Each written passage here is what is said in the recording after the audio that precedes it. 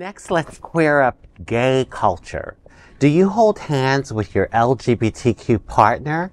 Surveys report 67% of us don't over fear for safety.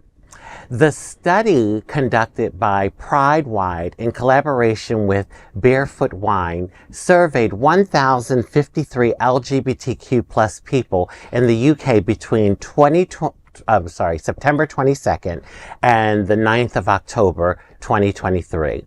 It found 2/3 of people, 67%, have avoided holding hands in the past 12 months for fear of a negative response. This finding comes amid rising LGBTQ plus hate crimes rates across the UK and follows several high-profile hate crime incidents, including a lesbian couple being harassed on the London Underground, Drag Race UK star Pixie Polite being threatened with a whiskey bottle stabbing, and the attack on two men outside the Two Brewers in Clapham in the summer. Queer people told PinkNews that how they are now hiding their identity. Hiding their identities in public out of fear for being violently attacked on the street. The research also found that those surveyed, they reported feeling loved, proud, and in sync or connected when holding hands. However, holding hands also made some feel self-conscious, anxious, and unsafe. Alongside this, 8 in 10 LGBTQ plus people agreed that hand-holding can be a powerful act of visibility, and nearly half said they feel validated and safer when they see others holding hands. A huge 85% also said they want to see more LGBTQ plus people holding hands in public. Wow. You know, when I read the story, I think about my life, and I don't want to get choked up, but I have never been out publicly with any guy that I've dated. I never have. Because a lot of the men that date us are heterosexual identifying. Mm-hmm. And in recent years, I've had like some guys ask to go out on a date, but because it's been this way for so long, I have a fear now of like, oh my God, if I go out, are people going to make him feel uncomfortable? Because I'm open, I'm out, I'm Raji, I'm comfortable with me, but I always worry about the other party, and I'm thinking, oh God, like, do I even want to put myself in that situation? Holding hands? Shoot, I mean, I can't even get to that point. I haven't even been out on like on a date, an official date. And listen, I mean, I don't want to come off like a hoe, but Truth be told, go on. We're all ears. But I mean, I've had a lot of men in my life. You know, I've dated a lot of men, but in secret, you know, behind closed doors. And so, but I'll tell you this, when they come over, if they better bring me something to eat. I mean, like, I make the best of my situation. Like, we'll have, if you can't take me to dinner, then bring me dinner. You know, if we can't go to the movies, like, you know, bring something to the table. So that's just been the story of my, and I know think Blockbuster's no longer in business. They can't bring a movie to you. Netflix and chill. Right. Yeah, exactly. Bring your credit card. But it really is. I mean, like, I read that story and I was like, oh my God, I started thinking about my life. And it's and I don't speak for all trans women. I mean, there's some trans women that are out and loud and proud, but I think because I'm of a certain age, and like back in the day, it was like, and then also, you know, it's all relative to like the individual, you know, You've spoken openly about, you know, being attacked and things. So without a doubt, I can imagine that there's this level of fear. It's almost a trigger for you, you know, all of a sudden, are people looking? Whether they are or they aren't. And I respect that. Like, there's a personal part of you that has to protect yourself. Yeah. And that should be a natural thing. But I think it's uncomfortable even in Wilton Manor, for people to hold hands. You know, there are times, like, you know, you see sometimes, and it always makes you feel good when you see them walk by our restaurant and stuff, but you don't see as many people holding hands as you would think they would. You know? I just assumed they didn't want to hold their partner's hand because they were hoping to still maybe see if they could trick out with somebody else as the night went on. That's possible. They're looking to hold someone else. I'm not saying it's ever happened to me at Bona's. So Greg, you've been, and I don't, and I ain't bonus, but it's bona. and I'm not trying to throw any shade on age or anything, but you have been in a relationship for more than 30 years. 31 years. 31 years. Well, my husband Rick and I do hold hands in public. Okay. But that's mostly to prevent one of us from one of the other Wandering off? falling and breaking a hip.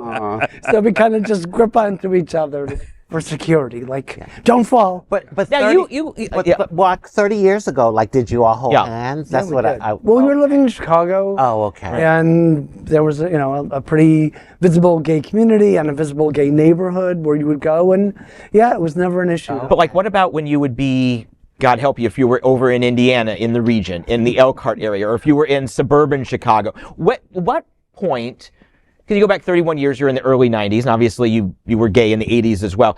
At what point do you remember it sort of changing? When did you start feeling comfortable holding hands in public, and was there any particular event that made you feel that way? Well, I think at Prides, that was always a place where you sort of showed affection to your spouse or your lover, your boyfriend, or your trick, whatever. But I think really and truly it was the early 90s.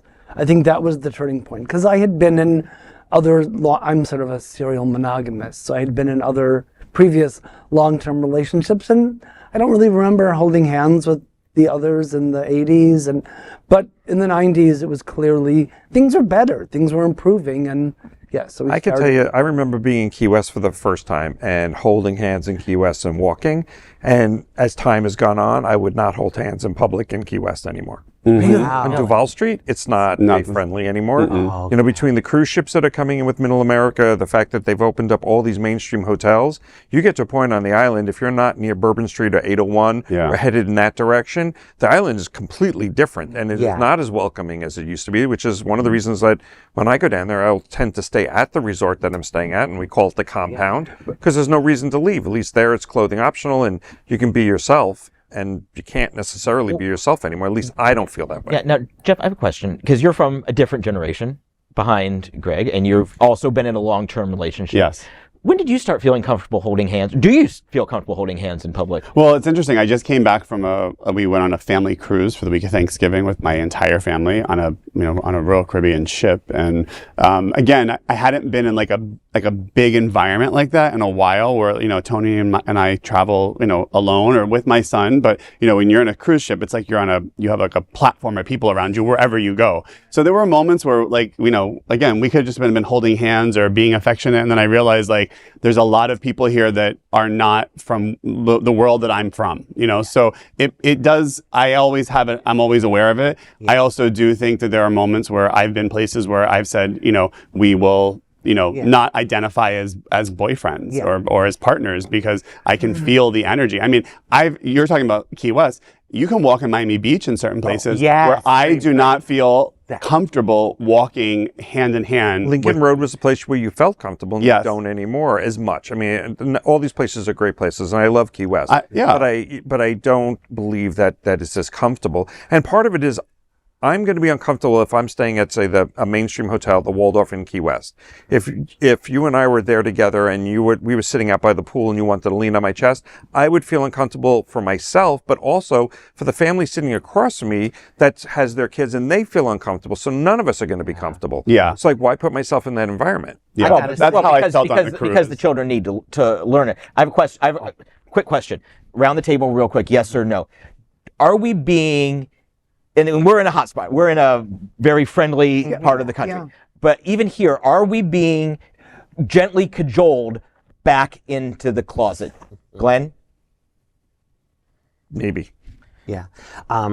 Well, first of all, I got to say the whole thing about South Beach, when you were talking about Key West, I thought South Beach right away. Because when I came down in 89, South Beach was very different. I do think to an extent this is the thing that has always pissed me off.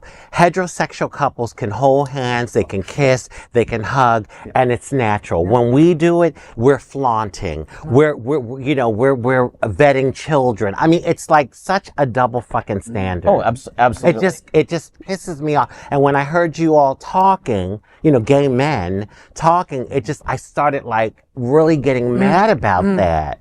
Again, I just like, you think about it and the irony, it's just such hypocrisy. A straight couple can hold hands and it's not a problem. And they do it in front of children. Yeah. So, you know what I'm saying? So, anyway. Cajoled into back into the closet? I think the answer is, I think it's yes. And I also think, which was mentioned in the story, that holding hands and doing that, there are times when I will do it on purpose because I know that visibility does matter. Right. So I do think, yes, the hate is coming at us to push us back, but we do have to be vigilant and try to represent ourselves, again, in the best way possible when we're in different settings. Yeah. And Greg, last comment, are we being cajoled back into the closet? I just think it depends on where you are. If you're in P-Town, I don't think it's an issue. You're walking down Commercial. But if you're in Indianapolis, it might be an issue. Yeah. Well, sorry, Indianapolis. I think that this conversation has shown we are all at different places, and everybody's relationship is different. Everybody's journey is different. But yeah, to your point, visibility matters. And so yeah, sometimes I remember one time I was out with a friend. I was in Key West, and there was some Bible beater on Duval screaming about the homosexual, and I was with a guy, but we weren't dating. We were like down there as friends, and I was like, "Come on, we're gonna make out." And so I just started kissing, and then he starts losing his shiz all over the place, and people started applauding. It was one of my better moments, and I think, and I encourage people, if you feel safe, if you feel that you can make a difference with just creating a moment, do it, because we need to be visible. And I respect the cruise ship decision because you're in a locked environment where you may keep seeing these people and then it becomes uncomfortable for everybody for the entire week that you're gone. Where doing it in Key West on the street, you may never see this person again. Yes. You're not going to like run into them. It's like, oh God, we have reservations at the same time at the restaurant. Isn't this uncomfortable? You're at the next table. Yeah. Yeah. Well. Oh well. Yeah.